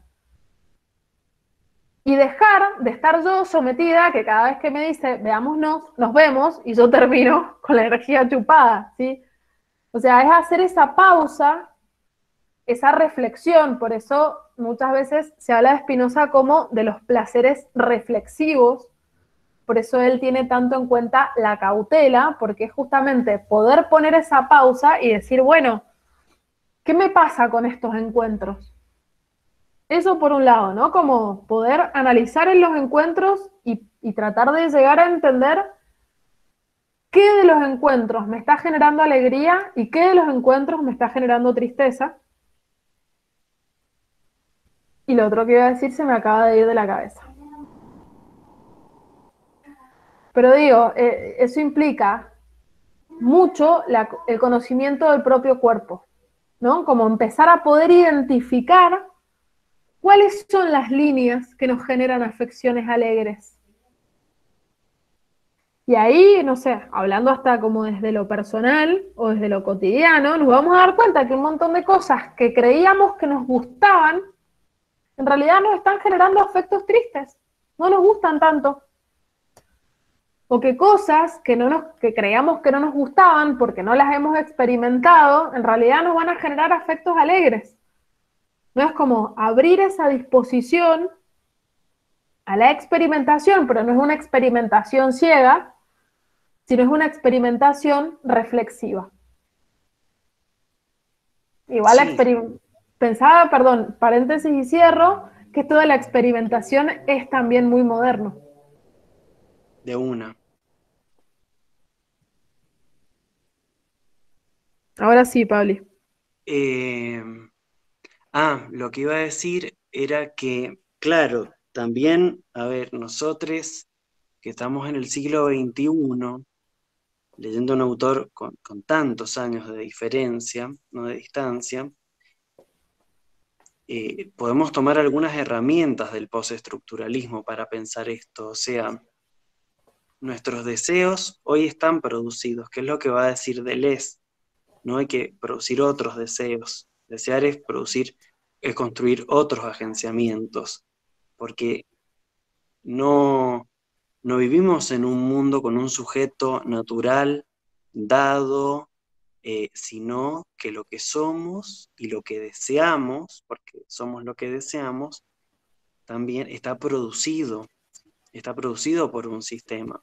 Por eso la heterosexualidad, la familia, el aspiracionismo, todo. Por eso todo lo que se da en masa, ¿no? Por eso esos deseos, más que dar cuenta de una singularidad, dan cuenta de una masa. Entonces, nada, como me parece que está bueno, en nuestra época tenemos que hacer el trabajo de problematizar los deseos gestionados e introyectados en los sujetos, que muchas veces son deseos de cosas tristes, paradójicamente. Spinoza nos está diciendo que, que las cosas buscan perseverar en su ser y que deseamos aumentar las potencias, pero a la vez vivimos en un sistema que los deseos que nos invita a tener son del orden de la tristeza, ¿no? No sé si estás de acuerdo, Julieta, podés decirme que no, pero bueno, nada, Sí, un pienso eso. segundo. Pensaba dos cosas, para que anote, porque después me olvido, como recién que se me van las cosas de la cabeza. Como es una multiplicidad de ideas, algunas se quedan y otras huyen. Por un lado pensaba esto, que estamos en una época en la que escribe Spinoza, que es la época del contractualismo, ¿no? Es donde muchos filósofos europeos, ante el acontecimiento, ante el hecho de la constitución de los estados-naciones, lo que hacen es generar teorías que un poco, bueno, acá está un poco la discusión si va primero la teoría después la práctica, no importa, pero un poco estas teorías, si se quiere, acompañan a la constitución de Estado-Nación. Esa constitución, o sea, la manera que encuentran los filósofos es plantear una especie de estado natural. Para algunos va a ser bueno, bello y hermoso, por ejemplo para Rousseau y para Locke, para otros va a ser malo, por ejemplo para Hobbes. Todo esto como muy esquemáticamente. Pero siempre este estado natural va a presentar algún problema y ese problema va a ser resuelto mediante un contrato. Ese contrato va a ser la instauración de la sociedad civil y del Estado. En ese contrato se delega parte de la libertad muchas veces en esta entidad suprema o mayor que es el Estado. Spinoza tiene su propio, no sé si podríamos llamar contractualismo, pero él también está pensando en este estado de naturaleza, pero no hace como los otros en pensar un estado de naturaleza, si se quiere, ligado a lo primitivo, y en realidad ligado al imaginario que tenían estos europeos de lo primitivo, que era obviamente África y América. Digo, el imaginario de las utopías, sobre todo para los europeos, fue América. Un segundo. Spinoza va a tener su propia hipótesis acerca del estado natural, pero para él es esta situación de vivir solamente en el modo de conocimiento imaginativo, en el que estamos absolutamente sometidos a lo que nos encuentra y a lo que nos pasa. Y un poco en la línea de lo que decía el Pablo, pensaba, ¿a qué estamos sometidos? A los mandatos, a las imágenes de todo lo que tenemos que ser. A eso nuestro cuerpo está originariamente, entre comillas, o naturalmente, todo entre comillas, ¿no? Pero estamos sometidos a eso. En la medida en que no hacemos un conocimiento reflexivo y decimos, ah, no, claro, pero el encuentro de mi cuerpo con estos 4 o 5 mandatos es pésimo, me descompone. Pero no hacemos eso, sino que creemos, imaginamos. Yo creo que hay algo que es muy triste y más frustrante aún, que es que imaginamos que podemos cumplir el mandato. Porque es algo que no nos va a suceder nunca. Nunca vamos a poder cumplir con ningún mandato. Porque es imposible. Y lo otro, pensaba esto, ¿no? Entonces, perseverar en lo no deseable tiene que ver justamente con el modo de conocimiento y por lo tanto con el modo de vida que estamos pudiendo desarrollar. Yo persevero en cumplir con el mandato porque no estoy pudiendo ser causa adecuada de mí misma y de mis afecciones, porque no estoy reflexionando acerca de que la verdad es que mi cuerpo con ese mandato se lleva pésimo. Sí. Juli, ahí me parece, porque hemos hablado mucho de los mandatos hoy, y me parece que acá este es el momento, ya que hemos hablado mucho de Deleuze, de Nietzsche y de Spinoza, de traer al que falta, que es a Foucault. Y en relación al poder, esto de los mandatos, me parece que tenemos que tener cuidado de no concebir los mandatos como imposición externa, ¿no? Porque si no, estamos hablando, y me parece que, bueno, nos puede pasar, ¿no? Somos humanos, que caemos en la hipótesis represiva, en lo que Foucault denomina la hipótesis represiva, el poder como opresión o represión, Marx, Freud. Y Foucault nos va a decir que no funciona así la cuestión, sino que el poder es productivo. ¿A qué voy con esto? Que me parece que cuando hablamos de mandatos, a veces estamos pensando algo que nos están obligando de afuera, y los mandatos es algo que deseamos. Se ha producido ese deseo y nos habita. Entonces, no es el mandato, cuando hablamos del mandato no es una bota que nos está pisando la cabeza, sino que el mandato es también lo que llevamos dentro. Acá en uno de los comentarios, ahora los leemos todos, pero en un momento ponen algo así, porque yo recién hice un comentario con una cita de Harry Potter, de los dementores, bueno, son como unos espíritus que te chupan la energía, pero hablando de eso, de analogías con Harry Potter, ahora que pasó en Chile este plebiscito, decían que la constitución de Pinochet era el último Horrocrux, ¿no? Creo que se pronunciaba así, que era el último lugar donde habitaba el alma de Voldemort / Pinochet. Y leí un comentario muy interesante que decía que no, porque tal como en la película Harry Potter, el último Horrocrux, la última parte del alma de Voldemort, no está en el libro que rompen ni en los diferentes Horrocrux objetos que van rompiendo en el libro 7, sino que el último, ¿en dónde está?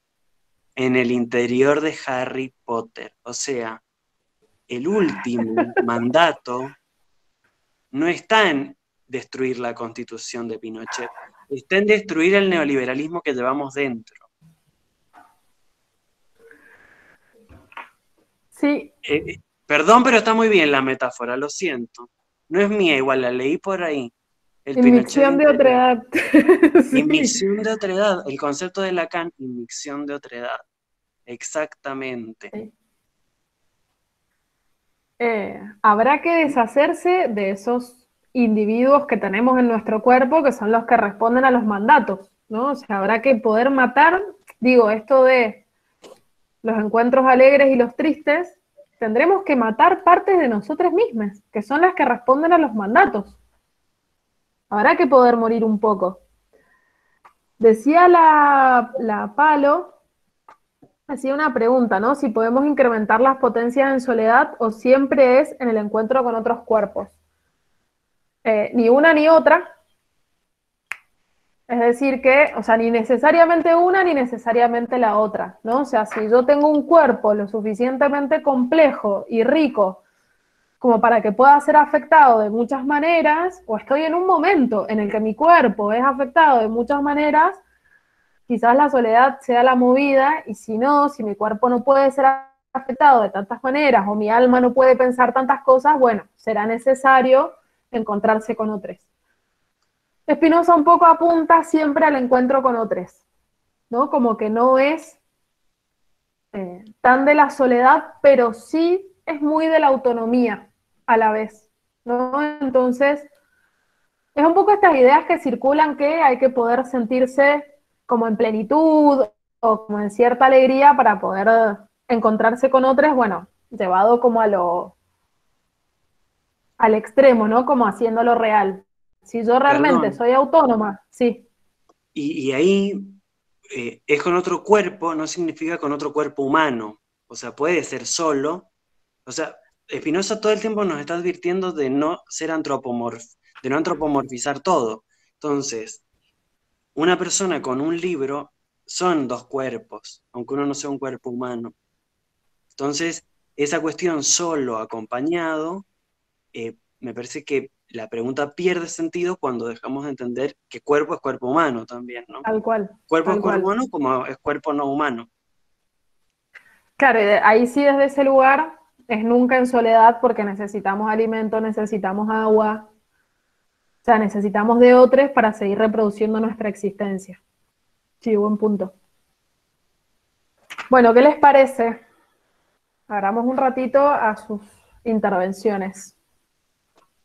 Perdón, leo un poquito de las preguntas y los comentarios que quedan. ¿Te Dale, parece, Juli? sí, Bueno, la de Paloma está. Ale dice, la ilusión de que podemos cumplir con el mandato a pesar de la náusea. fuertísimo. Lu- Sí. Lucas pone, los mandatos producen singularidades tristes. Bueno, más que singularidades, diría masas tristes.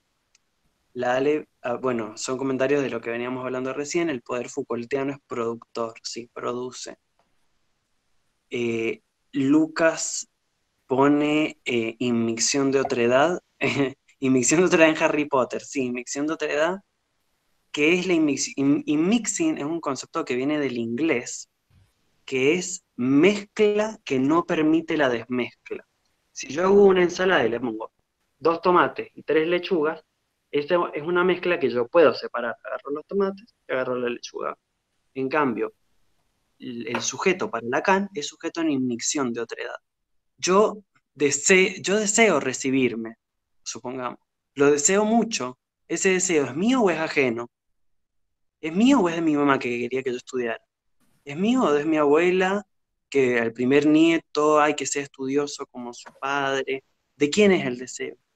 Es una mala pregunta, porque la topología, porque la geometría lacaniana es una geometría topológica, es decir, eh, es una topología que no es del espacio 3D con objetos con interioridad y exterioridad, sino que es como la banda de Moebius, que la pueden buscar, es una figura, es 2D, se puede sumergir en el espacio 3D, pero es 2D, y un mismo lado es interior y exterior al mismo tiempo, es una sola cara. Ese es el modelo de geometría que utiliza Lacan para pensar el sujeto, que el sujeto no es el individuo en Lacan, dicho sea de paso. Entonces, el sujeto, para Lacan, siempre es en inmixción de otredad. Eso es la cuestión de la inmixción de otredad. Hay que matar al Pinochet interior y... bien, ahí los comentarios escritos hasta ahora. Bien, ¿alguna cuestión más? Sí, yo quería preguntar, al final del prefacio, cuando, en las dos últimas líneas, cuando dice Spinoza, consideraré los actos y apetitos humanos como si fuese cuestión de líneas, superficies o cuerpos. ¿Qué quiere decir con líneas o superficies? Es simplemente que él está aplicando el método geométrico para estudiar las pasiones, ¿no? Como que él un poco lo que dice es, a ver, toda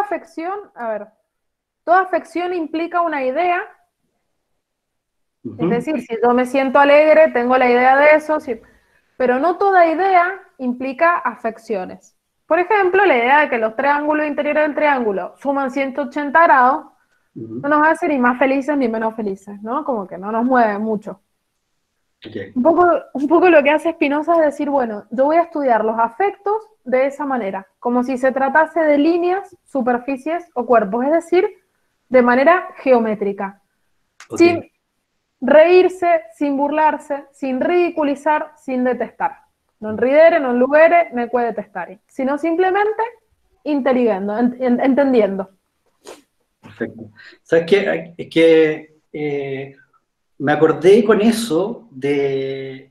Hay en YouTube, no sé si lo han visto, hay una clase de Deleuze, un curso sobre Leibniz, sobre el punto de vista. Y es precioso, lo recomiendo. Y él da una explicación de lo que es el punto de vista, pero bueno, yo soy ingeniero, entonces Deleuze empieza a hacer unas curvas, parte del punto de inflexión, y empieza a desarrollar toda una geometría para explicar esto, que es realmente precioso. Es largo, de repente hay que parar un poco porque es difícil seguirlo, pero es maravilloso. Después podrías, si querés, mandar el link y lo... Se los envío. Porque él explica el tema de los puntos de vista desde un punto de vista geométrico y lo dibuja.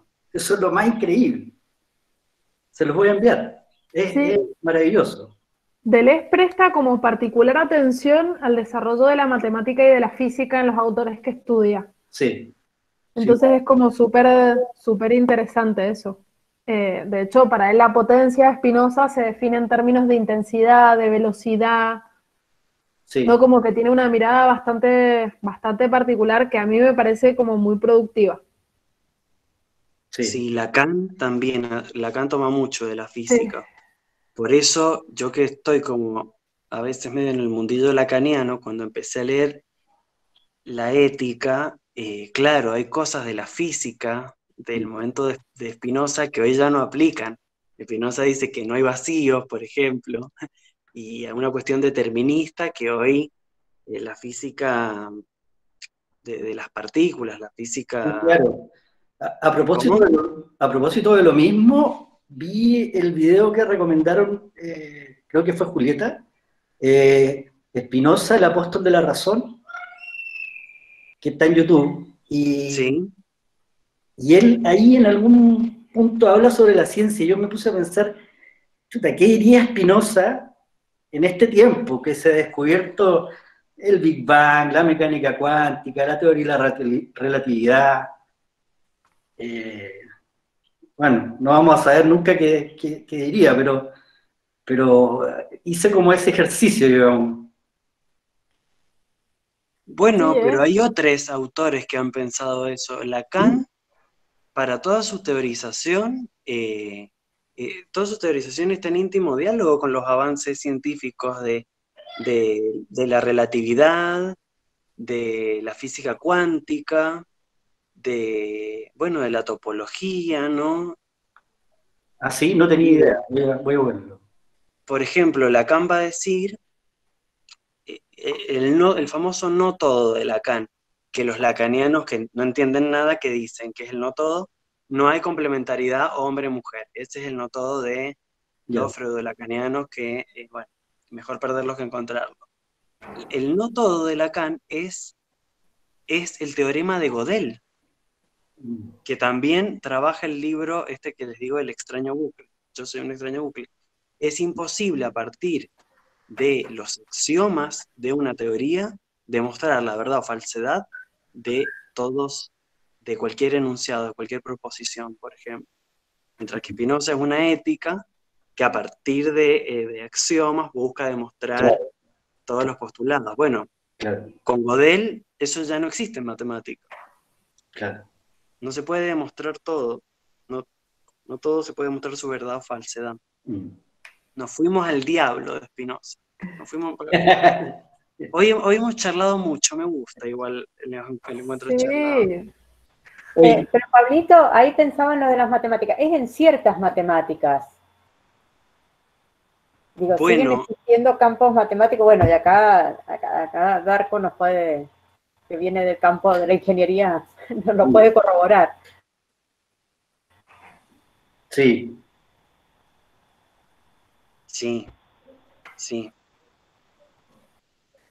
Bueno, les voy a hacer algo que no había hecho tanto hasta ahora, que es darles tarea. 2 cosas para que recuerden. Primero, acuérdense que la semana que viene no hay encuentro. Es para que puedan hacer la tarea que les voy a dar.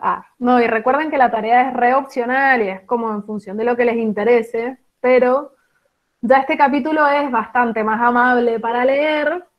Entonces, tarea 1, si quieren leer el escolio de la proposición 2, que es cortito, ahí es donde aparece lo de nadie sabe cuánto puede un cuerpo, que para mí es bellísimo. Y después, lo que hace Spinoza en el resto de este capítulo es definir los afectos de manera geométrica y es maravilloso. Sobre el final del capítulo, ya les digo cómo se llama, pero sobre el final del capítulo tiene definiciones de los afectos. Entonces, un poco con lo que se van a encontrar es que los va definiendo todos de manera geométrica y los va haciendo encajar. El parte de afectos alegres, afectos tristes, deseo, para definir todo lo demás. De ahí se siguen amor-odio, lo bueno y lo malo, y después nada, la ira, la envidia, los celos, todo. Entonces, pueden leer el capítulo completo, que les va a dar como un panorama justamente más completo, y es entretenido. Y si no, al final tiene unas 10 hojitas en las que hace como una especie de resumen. Me gustaría que aunque sea lean un poquito, si no tienen tiempo, no tienen ganas, al azar, pero es interesante cómo él inscribe todos los afectos sobre lo alegre o lo triste. Les tiro el una, encuentro pero que viene el próximo encuentro tenemos que detenernos en eso. Qué divertido, me encanta esa parte. Es lo que vamos a hacer. Yo les voy a decir, les voy a leer 2 o 3. Salseos. Salseos. La humildad es la tristeza que surge del hecho de que el hombre contempla su impotencia o debilidad. Es decir, la humildad es una pasión triste. Y la soberbia es estimarse a sí mismo más de lo justo por amor propio. ¿Y el amor de dónde viene? De la alegría. Polémica que me encanta. Nietzsche Nietzsche dijo, tengo un predecesor, y es verdad, tenía un predecesor. Nietzsche, que vieron que en su autobiografía los capítulos se llaman ¿Por qué soy el mejor? ¿Por qué mis libros son tan buenos? O sea, así es la autobiografía de Nietzsche. Perfecto.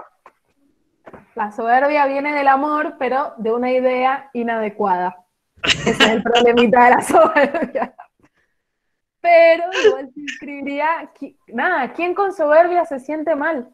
En la medida en que está siendo soberbio, nadie. Qué gracioso. Nada, yo les recomiendo mucho esta lectura. Por ahí los otros capítulos no son tan divertidos. El de Dios y del alma es como que sirven para entender y para poder armar esto que hemos armado para llegar hasta acá. Pero esto es divertido de leer, porque entonces una se pone a pensar, ay, entonces en realidad lo que hizo fue, ¿no? Como que permite entender un montón las acciones humanas, propias y ajenas, en otras claves. Bien. ¿Puedo decir un par de cosas, Juli? Obvio. Bien, bueno, miren, entonces, con la Juli habíamos armado esto. Primero pack de 3 encuentros, ahora una semanita de descanso para quien esté leyendo, quien quiera leer pueda adelantarse, pueda alcanzar. Vieron que a veces con las actividades diarias no alcanza a veces el tiempo, entonces bueno, para poder ponerse al día con la lectura quien quiera hacerlo.